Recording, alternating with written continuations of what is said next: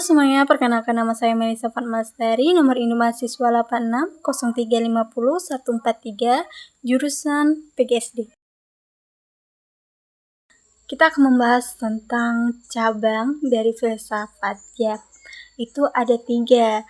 Nah, yang pertama itu ontologi, sedangkan yang kedua itu epistemologi, dan yang ketiga aksiologi.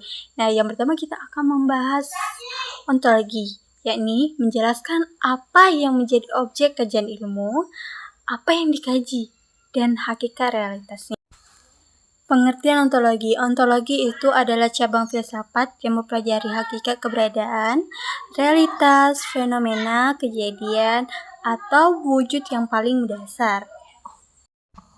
Nah, ontologi atau objek ilmu. Bagaimana mengidentifikasi hakikat masalahnya, apa yang terjadi? Yang pertama, kita akan mengamati apa yang sedang terjadi. Tentang mengamati itu seperti kita melihat sebuah kejadian, fenomena di lingkungan atau di sekitar kita. Yang kedua itu kita mengumpulkan data, informasi ada. Kita akan mencari informasi apa itu benar atau tidak. Nah, yang ketiga itu menganalisis faktor penyebab. Apa yang terjadi? Kenapa bisa terjadi? Kasusnya itu terjadi pada pendidikan anak usia dini atau PAUD. Nah, PAUD dulu itu dibuat menjadi seperti titipan anak, tapi sekarang PAUD menjadi landasan pembentukan karakter dan kemampuan dasar seperti fisik, motorik, dan juga kognitif dan sosial kepada anak usia 0-6 tahun yang didukung oleh pemerintah, guru, dan orang tua. Nah, kalian tahu tidak, anak PAUD sekarang itu bisa menghitung angka dari 1-10, dan mereka juga bisa mengeja abjad dari A sampai Z. Dan anak PAUD itu ingin tahu semua hal, dan mereka akan menanyakan yang mereka tidak tahu, dan mereka akan terus bertanya, dan itu juga mengembangkan kemampuan mereka tentang apa yang ingin mereka ketahui.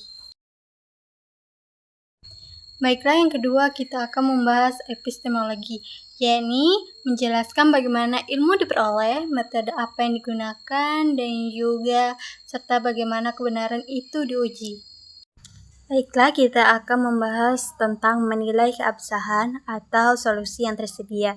Nah, aspek utama yang dikaji epistemologi yaitu pertama, sumber berita. Kita harus tahu berita ini dari mana asalnya, jangan langsung percaya berita yang dikirim seseorang atau yang kita lihat. Dan yang kedua itu validasi kebenaran. Seperti yang saya bilang tadi, validasi kebenaran. Kita harus tahu bahwa berita ini benar atau tidak.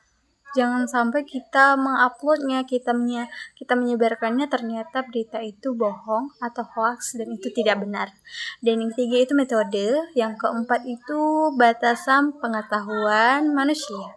Nah, kalau kita sembarangan memberitahu informasi itu, ya mungkin kita akan mendapatkan keimbasan yang tidak pernah kita inginkan. Jadi kita harus mencari dulu kebenarannya. Baiklah, kita akan membahas contoh tentang epistemologi, yakni tentang berita yang tidak benar di media sosial. Seperti penyebaran berita bohong yang masih pasif di Twitter maupun di TikTok, di mana informasi yang salah dipercaya lebih cepat daripada fakta. Nah, seperti mereka menelan sesuatu mentah-mentah tanpa ingin tahu apa yang dimakan, tanpa ingin tahu kebenarannya, mereka percaya dan mereka membagikannya ke sosial media mereka, dan itu tidak benar. Masalahnya itu, validitas kebenaran tidak lagi berdasarkan bukti atau ilmu pengetahuan, melainkan pada emosi dan popularitas tentang banyak like atau share, dan memicu kritik masyarakat tanpa tahu kebenarannya. Mereka akan berkomentar apapun tanpa memikirkan apakah berita ini benar atau salah. Kita tidak tahu sama sekali.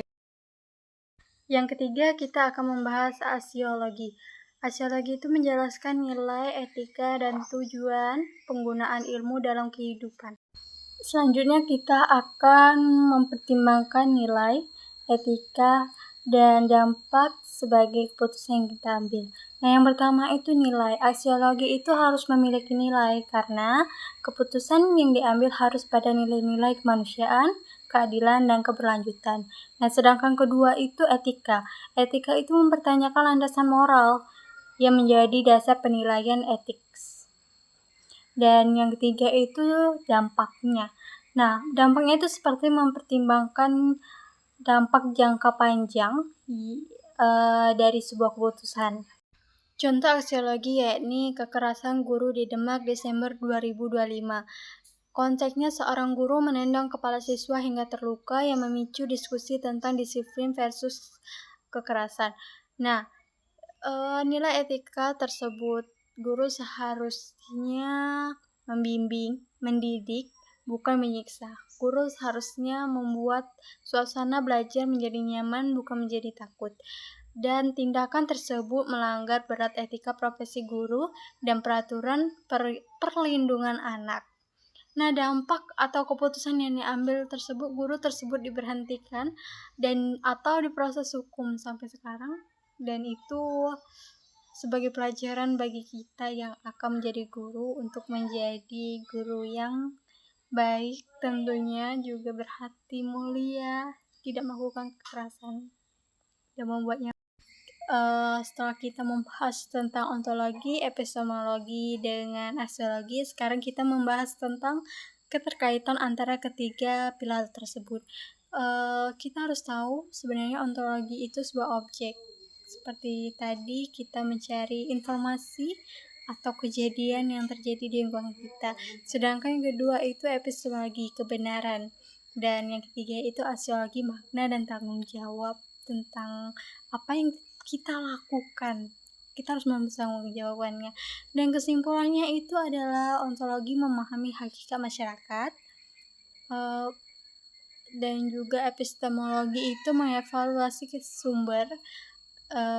Yang ketiga aksiologi menentukan nilai, etika, dan dampak keputusan yang kita ambil. Dengan kita berpikir secara ontologi, epistemologi, dengan aksiologi dapat membantu kita memahami dan memecahkan masalah dari berbagai sudut pandang, sehingga kita dapat membuat keputusan yang lebih bijak dan bertanggung jawab.